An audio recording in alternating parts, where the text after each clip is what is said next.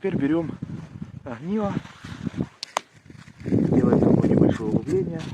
Вот и здесь прикрываем от ветра и чиркаем. Вот.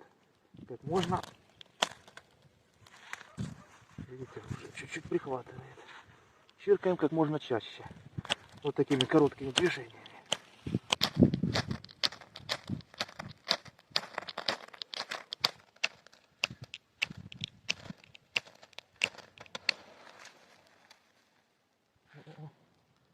Вроде пошло дело. Фух. Ну, короче,